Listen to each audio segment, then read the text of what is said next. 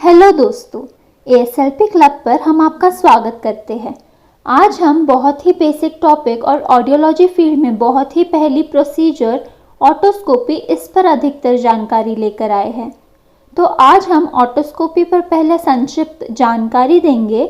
Otoscopy की पूरी procedure, otoscopy करने में कौन से इंस्ट्रूमेंट्स या टूल्स इस्तेमाल होते हैं, ऑटोस्कोपी का महत्व और उपयोग। इसके साथ हम ऑटोस्कोपी के नॉर्मल और एबनॉर्मल फाइंडिंग्स पर भी चर्चा करेंगे। आइए शुरुआत करते हैं। ऑटोस्कोपी ये एक क्लिनिकल प्रोसीजर है जिसमें कानों के स्ट्रक्चर्स को देखकर उनकी जांच की जाती है। इस जांच के दौरान एक इंस्ट्रूमेंट जिसे ऑटोस्कोप कहते हैं, उसके इस्तेमाल से कानों के स्ट्रक्चर्स को देखा जाता है। विशेष रूप से बाहरी कान यानी एक्सटर्नल ईयर, मध्य कान यानी मिडिल ईयर और कान का पर्दा जिसे टिम्पैनिक मेम्ब्रेन या ईयर ड्रम कहते हैं, इनकी जांच ऑटोस्कोप से की जाती है। इंस्ट्रूमेंटेशन या ऑटोस्कोपी कैसे करते हैं, इन सब विषयों पर जाने से पहले आइए आपको ऑटोस्कोपी का महत्व बताते हैं। ऑटोस्कोपी बहुत से ईयर कंडीशंस को डायग्नोज करने में मदद करता है। ईयर कंडीशंस जैसे कि अक्यूट ओटाइटिस मीडिया, परफोरेशन, कोलेस्टियोटोमा आदि। इंस्ट्रूमेंटेशन की ओर बढ़ते हुए ये एक ऑटोस्कोप है। ऑटोस्कोप के बहुत से टाइप्स होते हैं, मगर कॉमनली यूज्ड ऑटोस्कोप को हैंडल और हेड होता है। ऑटोस्कोप को एक लाइट लगी होती है और एक मैग्नीफाइंग लेंस लगी होती है, जिसके वजह से कानों के स्ट्रक्चर्स को हम इनफ लाइट और एनलार्ज्ड व्यू में देख सकते हैं। क्योंकि ऑडिटरी कैनाल बहुत नैरो होने की वजह से ईयर स्ट्रक्चर्स इतने आसानी से हम नहीं देख पाते हैं, तो इसके लिए प्रोफेशनल्स स्पेक्युलम का उपयोग करते हैं जो इस तरह दिखता है। स्पेक्युलम के बहुत से साइजेस होते हैं और पेशेंट के ऑडिटरी कैनाल के हिसाब से स्पेक्युलम सिलेक्ट कर ऑटोस्कोपी की जाती है। बेसिकली ऑटोस्कोपी परफॉर्म करने टाइम आपको 3 स्टेप्स याद रखनी होती है, जो है ऑब्जर्व, परफॉर्म और इंटरप्रेट। पहले एग्जामिनर यानी जो ऑटोस्कोपी परफॉर्म कर रहा है खुद को इंट्रोड्यूस कराता है और वो ईयर प्रॉब्लम्स या रिलेटेड कुछ सवाल जवाब भी कर सकते हैं, जैसे ईयर कंप्लेंट्स या हिस्ट्री पूछ सकते हैं। ये करते वक्त आप पेशेंट के एक्सटर्नल ईयर स्ट्रक्चर्स भी ऑब्जर्व कर सकते हैं। अगर एक्सटर्नल ईयर में कोई एबनॉर्मैलिटी हो तो आप वो नोट भी कर सकते हैं। फिर एग्जामिनर पेशेंट को आगे की प्रोसीजर बताकर ऑटोस्कोपी प्रोसीजर परफॉर्म कर सकता है। याद रखें, पेशेंट के कान में ऑटोस्कोप डालने से पहले उनकी परमिशन ले ले। ऑटोस्कोपी करने से पहले पेशेंट को कुछ इंस्ट्रक्शंस देना ना भूले। पेशेंट को स्थिर बैठने बोले और कोई भी डिस्कम्फर्ट या दर्द महसूस होने पर एग्जामिनर को ज़रूर बोलने कहे। छोटे बच्चों पर ऑटोस्कोपी करने दौरान पेरेंट्स और दूसरे क्लिनिशियंस बच्चों का सर अच्छे से पकड़े ताकि बच्चा हिले ना।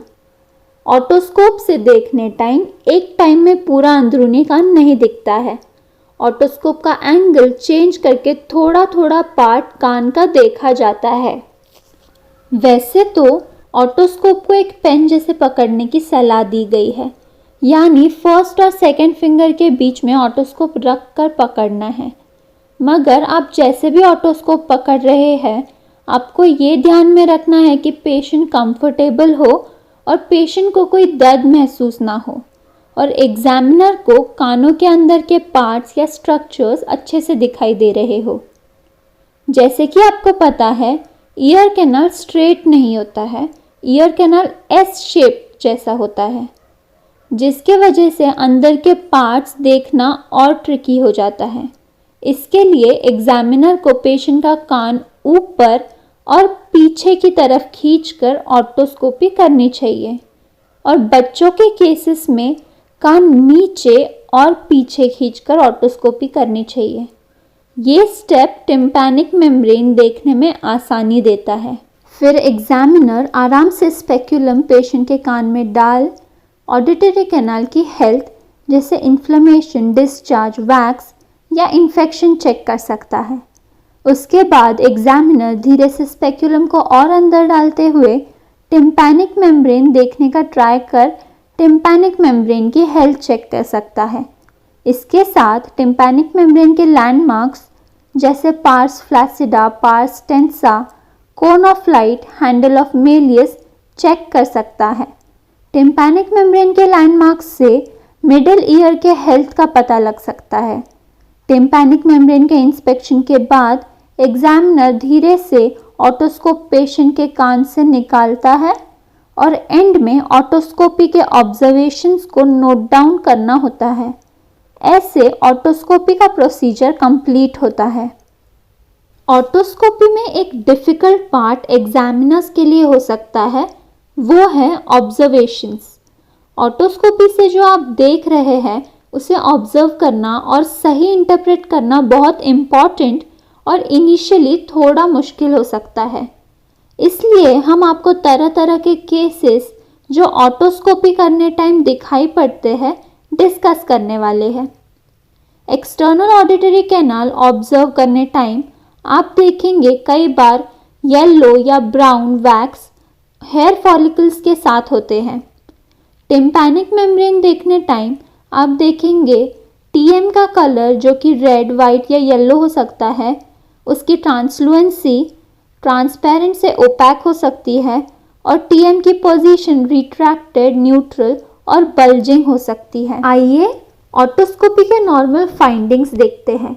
एक्सपेक्टेड रिजल्ट्स जो एक नॉर्मल ऑडिटरी कैनाल में दिखते हैं वो है hair with yellow to brown wax, और जो ईयर ड्रम है जिसे हम टिम्पैनिक मेम्ब्रेन बोलते हैं वो नॉर्मली पिंकिश ग्रे कलर का होता है और ट्रांसलूसेंट न्यूट्रल पोजीशन में होता है।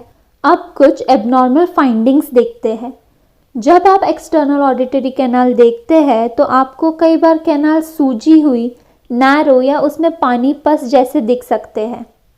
ऐसे कंडीशन ओटाइटिस एक्सटर्ना होने का इंडिकेशन देती है।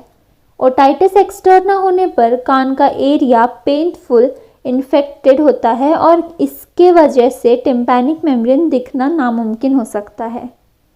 अगर कान में वैक्स दिखाई पड़ रहा है जिसकी वजह से टिम्पैनिक मेम्ब्रेन दिखना मुमकिन नहीं हो पा रहा है तो ऐसे में ईएनटी को रेफरल देकर वैक्स रिमूव कर लेना चाहिए और उसी के बाद आप आगे की प्रोसीजर बढ़ा सकते हैं।